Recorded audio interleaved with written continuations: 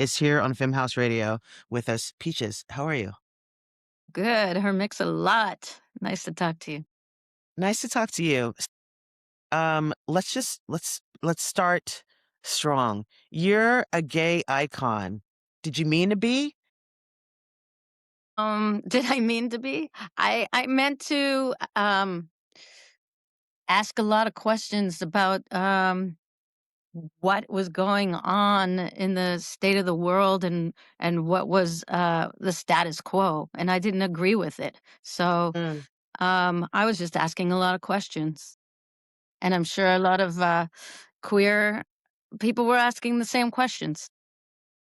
Thank you for asking those questions on our behalf. You're 26 years in the game.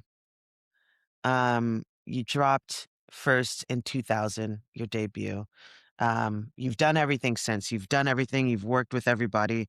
You came back after 10 plus years And back in here, yeah. February. What brought you back? Did you have some more questions? No, but I had something to contribute. I know that, I think I could be of service in bringing joy to the resistance. So Mm. I, I said, "Let's go." I didn't think that, just, armchair or internet, engagement was enough for me. I needed to be in there doing that, being with y'all and being a part of it and, being of service to you so that Is we that your can get through music? this. Yeah. Is that your sort of your music making impetus? Like you're just like I have to have something to say. I have to have something to contribute. I mean, I feel like that's art for me. It's like if you don't have something to contribute or say, I'm not really interested. Period. You make movies, you are a true artist. Your music is iconic in and of itself, but the ways that you've concerned yourself with the business of art are so dynamic. What was the pull for you when you got started to be Peaches? Felt actually it pulled me. It just felt like I just wanted to I had like I said, I had a lot of questions. First of all, and I had a lot of questions around music and who makes music and who's allowed to make music and what is a producer and who is a producer and why is that acceptable? And just a lot of questions. And I was like, I'm gonna mix this up. I'm gonna mix up what I say. I'm gonna take influences from people like Bikini Kill and Little Kim, and I'm gonna think about Kraftwerk and the Stooges. I'm gonna just the things that I love, the things that are punk to me, the things that like hit me and make me feel and make me passionate.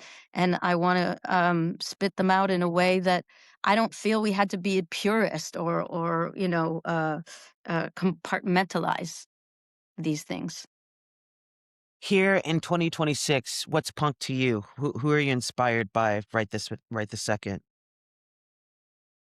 Actually really inspired by a performance artist named Florentina Holtzinger. It's not music, but she's just like an incredible, powerful force of female identified bodies naked, doing really high art and also risk taking, death defying actions and just pushing boundaries to no end. And it really excites me. Is pushing boundaries for you as an artist sort of the thing that resonates with you when you see other artists pushing boundaries, being daring, asking questions, staying curious? Yes, say yes, all of those things are very important to me because of the restrictions that get put on us, because of the way that our bodies and our art and our minds have been politicized by our favorite patriarchy.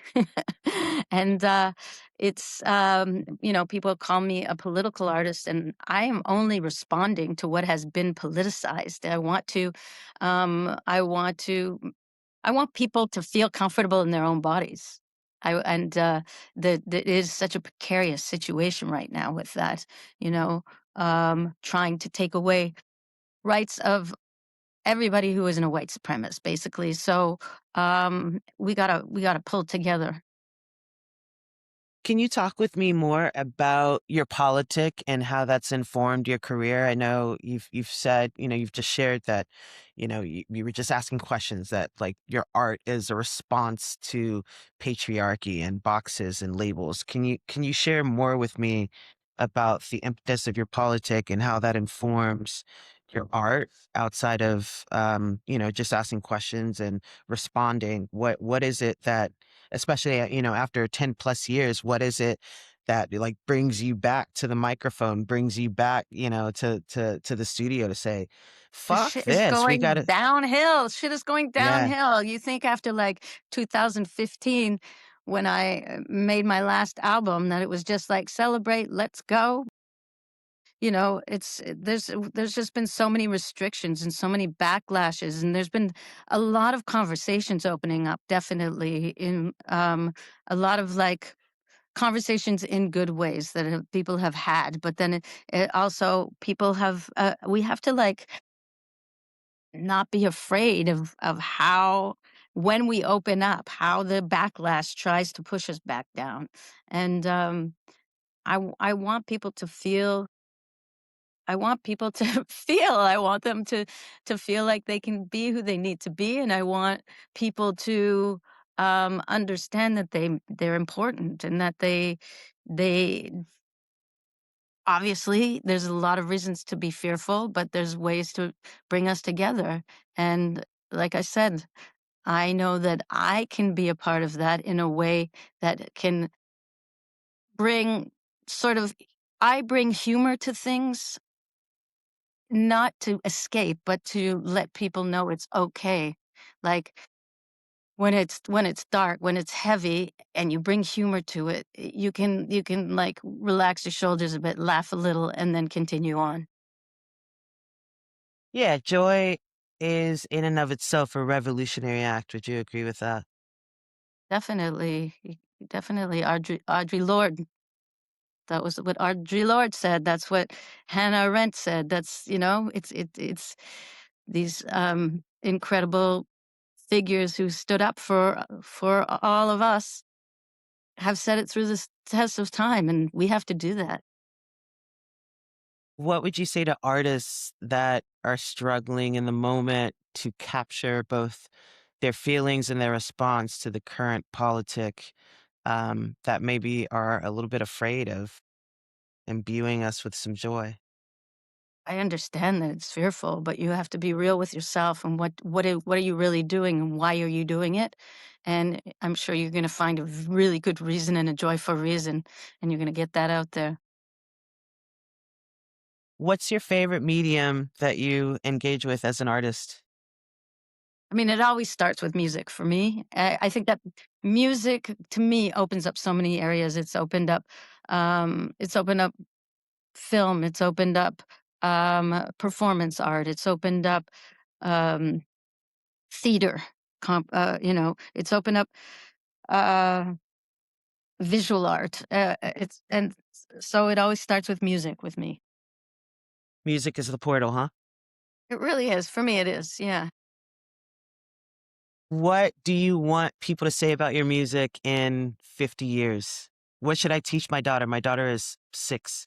What should I teach my daughter about your music as she sort of becomes more aware of the world? I mean, I don't think you can teach like, she's gotta just hear it and either be part of it or get it, and if she doesn't, that's fine too. If it's not her bag, there's some amazing people that might speak to her more that are, have this, a similar message or something that can speak to her. I can't teach people, I just have to do what I'm doing. To be clear, she is vibing to Peaches in Yes. this household. I asked that question because she's at that age where she's asking just so many fucking questions, and like Amazing. 90% of them I have no idea how to answer, and she's starting to understand music as a portal, right? So Right. it's less about her body, it's less about what she's hearing. She's like, who is this artist? Why did they make this song? Like, Wow. why do That's they make that's music? that's amazing. I don't think I asked those questions. I think, kids are smarter than we were, or I was anyway. There's no way I would have asked any of those questions. She's definitely smarter than me because I'm constantly like, I need to come back to you on that. I teach a class at UCLA. It's called Music and Activism. And essentially, what we study is this idea that music is inherently a political act, whether you like it or not, Totally. whether you choose it to be or not. Art, especially music, is revolutionary. It is going to be used for the revolution. It just is, right? Yes.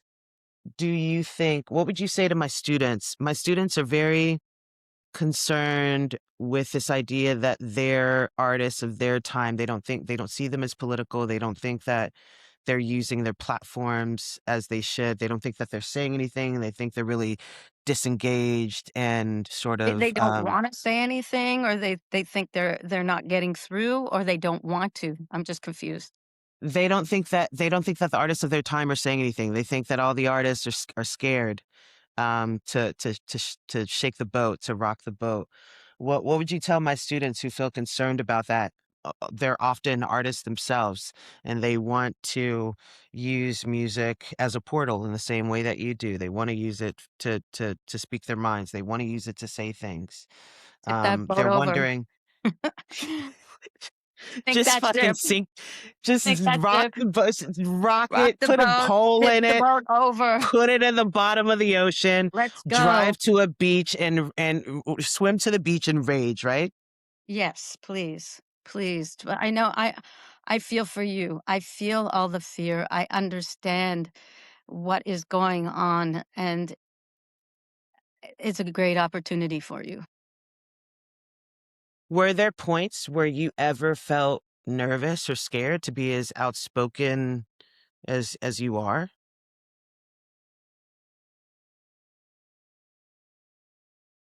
I can't say that I'm 100% always, sometimes I question because I ask myself questions, but yeah, I think so, and I think I've made some mistakes along the way too, and that makes you more scared, but you just you just have to keep on it.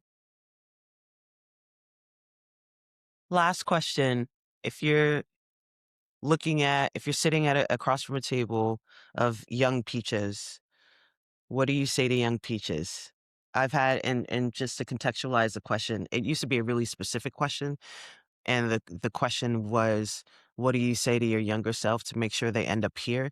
And I've been rethinking that lately because I've been getting way more interesting questions. And I've been thinking about my younger self, and I just feel often gratitude for her because, man, you had no idea what the fuck you were doing and you Yeah. did a good job, right? So you're sitting across from Peaches, you've got a pot of tea between you. What do you say to young Peaches I as say today's Peaches?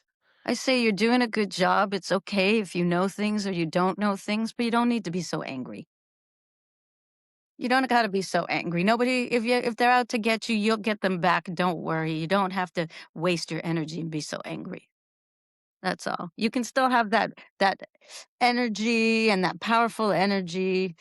You don't have to waste your time being so angry. You can have the fire without the anger. Might some people might disagree with that. I'm sure, anger is very valid, but I think I leaned into the anger in ways that wasted my time, and I didn't need to waste my time or waste my time on being angry at people or things. Like I'm 40 years old, so I've been watching you from the beginning and um seeing you be fearless has inspired me, and I know a lot of other queers to be fearless, and it's just a gift to exist at the same time that you exist and see what you do and be made more powerful by it. So thank you for all the art. Thank you for using music as the most powerful portal. On behalf of the Alphabet Mafia, we appreciate Oh, you. thank you, Hermix, a lot, and thank you for what you're doing, teaching younger kids, being a queer parent, caring about these things. talking to people, putting it on the radio. Thank you. I appreciate you. Appreciate you Femme House too. fam, this is Peaches, and you will never hear a more iconic Femme House radio episode than you just heard right now. See you next time. Peace.